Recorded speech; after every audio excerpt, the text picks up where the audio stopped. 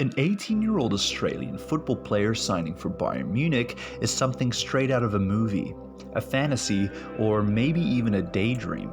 But this is the reality for 18-year-old forward Nestoroy Irankunda. Debuting at just 15 years old in the A-League for Adelaide United, he's already 3 years into his career. And after treating fans to another backflip goal-scoring celebration, stealing victory in the final moments in back-to-back matches, and breaking the net with probably the most powerful shots ever taken in the league, fans started to realize this kid wasn't just an ordinary player. On the 14th of November 2023, Bayern Munich had come knocking, and he would be joining the German Giants as soon as he turned 18 years old. He arrived in Munich in June 2024. His transfer sent shockwaves through the region. It's a story of overcoming the odds. Born in a refugee camp in Tanzania, he had to escape his war-torn homeland with his family and start again in Australia. For Nestoroy Irankunda, a transfer to the top of European football is just the tip of the iceberg of a momentous personal achievement. Tucked away in the corner of the globe, the Australian football fields aren't exactly next door to Munich. Nestoroy's achievements and performances on the pitch must have sent waves to Germany, making him a player not to be passed up on. Having such a large impact in such a short time at his age means it's looking pretty good for his future career. Or is it?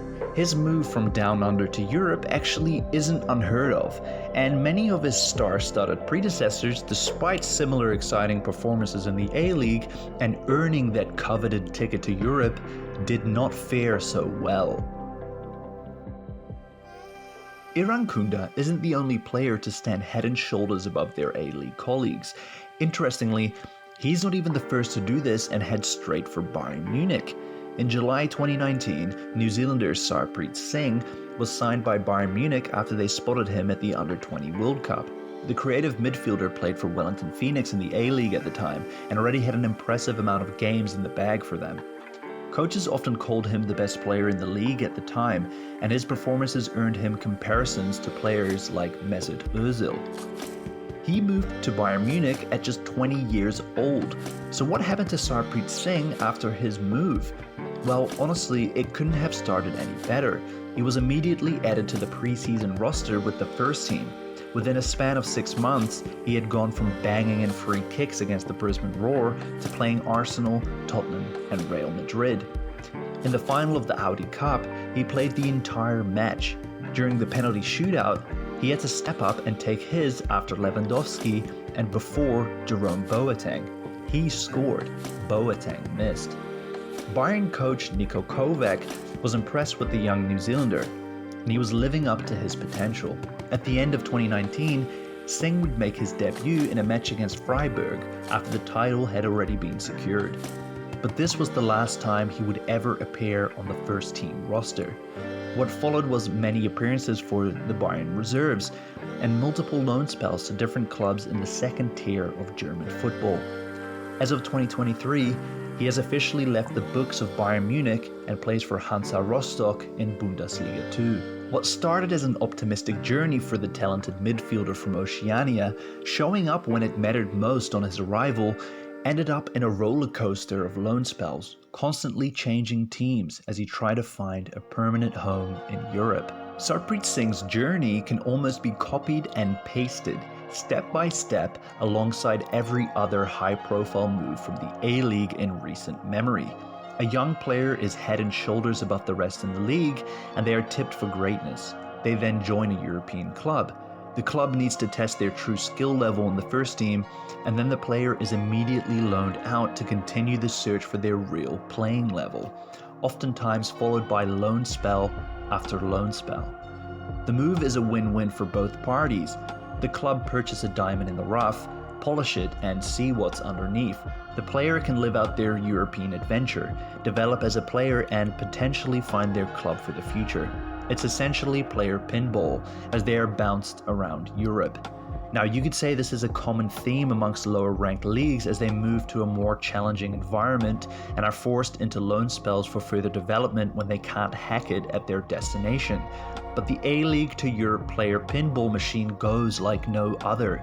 Garang Kuol, Marco Tilio, Matthew Garbett, Craig Goodwin, Daniel Azani, Marco Stemenic, and the list is genuinely endless.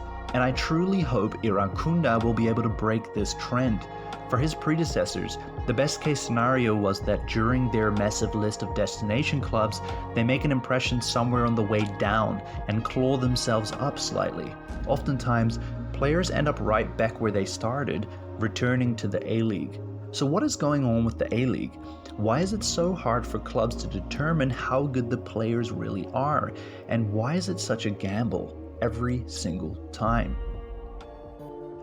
We have to remember that in Oceania, there is only one professional division, the A-League, a league filled with the best of the region, and well, also the rest. There is no relegation or promotion into the league, which means that each team is filled with a wide spread of talent. Irankunda might be BundesLiga quality, but at what level is the left back he's dribbling against, or the goalkeeper facing his howitzer shots? Is the goalkeeper even at a professional level? Each team has such a wide range of talent levels that it's difficult to quantify the league as a whole or to assign an average rating. And this is the problem the European clubs face when the player steps off the plane after their 24-hour flight to the Northern Hemisphere. Each player is a unique case, as they have faced a unique combination of challenges in the A-League. For example, when Bayern Munich buy a player from the Dutch Eredivisie, they at least know the talent baseline. They at the minimum know the player has been excelling against Eredivisie-level defenders, midfielders, and goalkeepers, maybe even represented the club in European competition along the way. They can also lean on a large reference point of past transfers from the division. The A-League purchase is an intriguing, low-risk, low-cost mystery every single time. They can ship them in and try them out at lower transfer values than they are accustomed to from their neighboring leagues. So how can the OFC ensure future talent isn't lost in a whirlwind of loan moves around Europe? For the A-League to have a more accurate talent barometer, introducing promotion and relegation with a division beneath would do wonders. Both Australia and New Zealand have a thriving semi-professional division at the top of their country's respective footballing pyramids, and these clubs feel the same way. Recently, 8 clubs have confirmed a national second-tier bid, and the reception has been positive. A-League executives have indicated it aligns with their blueprint plan for the league's future, and the talent is there. The latest expansion side, Auckland FC, has been filling their future roster with player signings from their local sides around the city. Introducing this would increase competitiveness, and the flow-on effect would be positive, strengthening football talent at the bottom and tightening the quality to a more consistent level at the top. International football helps as well. Remember Sarpreet Singh and how the Bayern scouts found him? It wasn't on a humid night in Sydney, it was due to his performances at the Under-20 World Cup in Poland. Introducing more opportunities for A-League players to perform internationally and intercontinentally against neighboring leagues would be effective in giving scouts more reference points. Young A-League stars could also benefit from staying in the league just a little bit longer, even if European clubs come knocking at an early stage, giving themselves a solid foundation to move forward with when they do go on that adventure and are confronted with competitive talents from around the globe in the European academies. But ultimately, players will need to take the gamble at some point.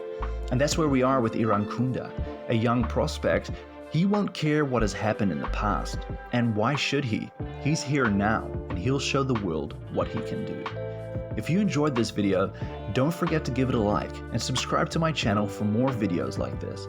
Thanks for watching, and have a great day. Goodbye.